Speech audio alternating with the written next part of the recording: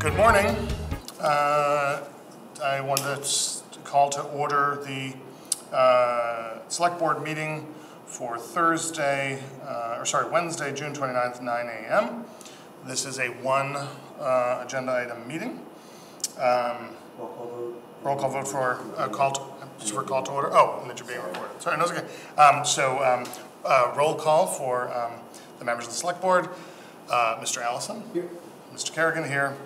We're both here. Okay. And then we are being recorded on Zoom. There is not a public comment period for this meeting, but we are grateful for the residents who are joining us via Zoom and those joining us in person. So thank you all very much.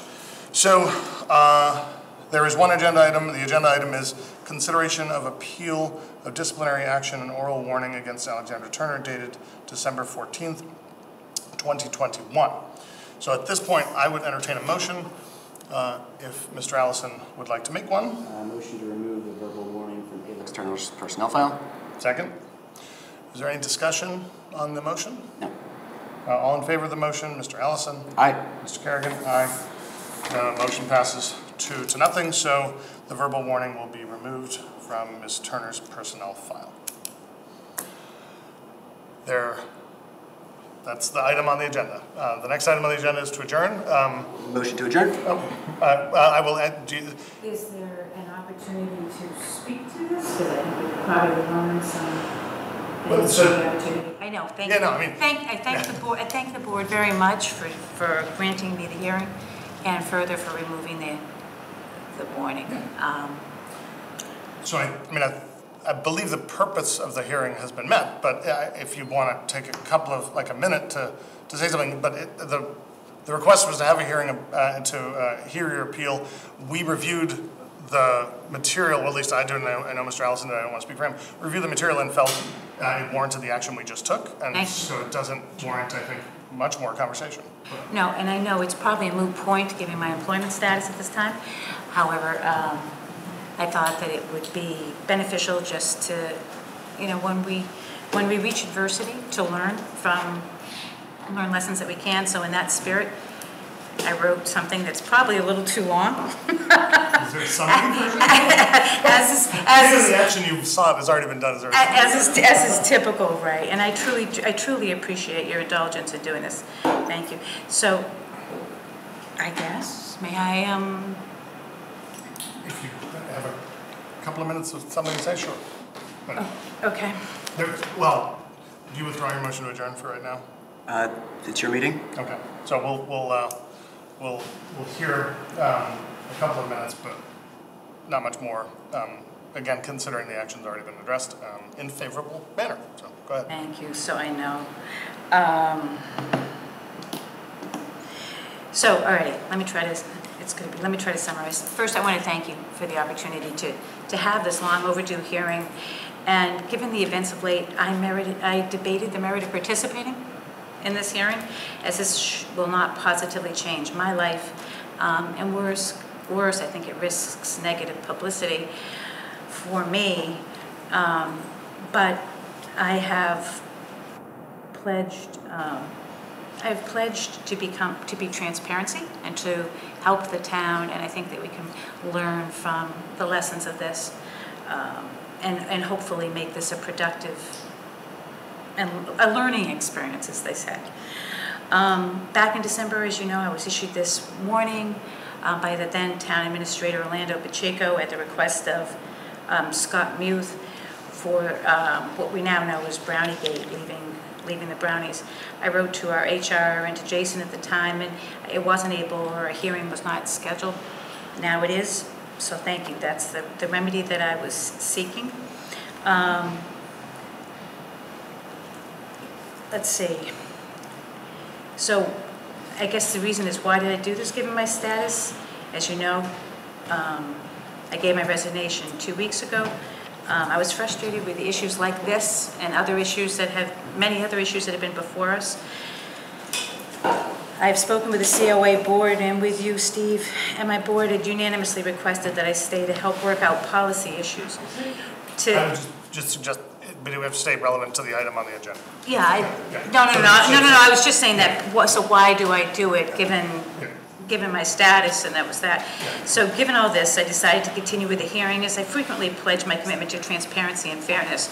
And I hope that others benefit from my actions today by stimulating a thoughtful, fact-based discussion. I think this is what Lancaster needs now more than ever. We talked about December 15th. Orlando issued this to me. It came up at my hearing on June 13th, and it was used, I thought, punitively or as a club, and I understand why, because of our progressive discipline. But this is a serious charge. The nature of the emails, which you probably have, and I can give you, talk about incompetence. Incompetence based on leaving a plan of brownies behind after cleaning up from a multi-day art show and reception. This is silly. I think we can agree that it is. We can learn from this rather black comedy, Browniegate, to talk about what we can do, the pros and the cons.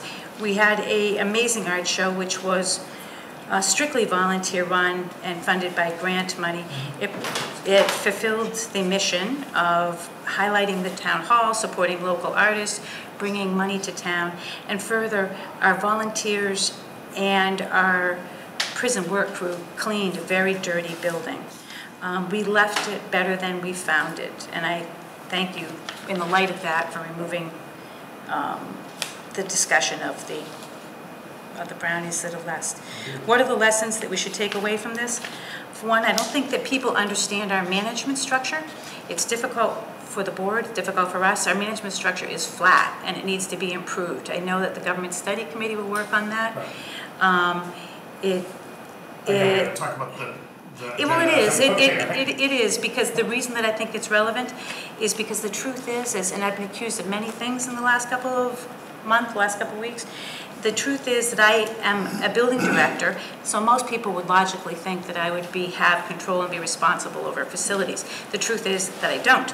I can ask a facilities director to help with a building issue, for example, mice control, leaks, HVAC, among other things, and I can document those requests, but we all answer back to your board through the TA.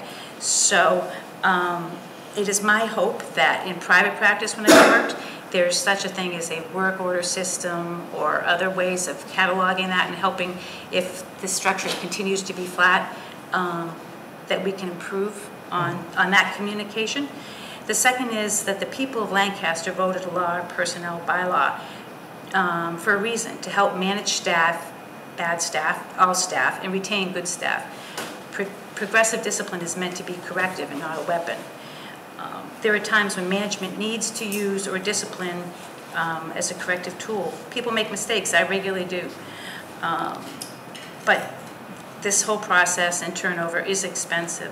So I know that your board, I encourage your board to work on appointing a personnel committee, but also to talk about how we can use the existing personnel bylaws and change them if we need to in a more productive manner.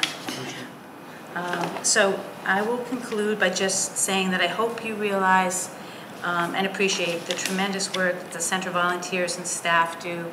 And I know we've talked about it. It is an amazing amount of work to do that. I'm sorry the pan of brownies was left. It should not have been left, but it's part of a much bigger issue. And if we can take anything positive away from it, some of the suggestions that I made hopefully will help. Yeah, and I appreciate it.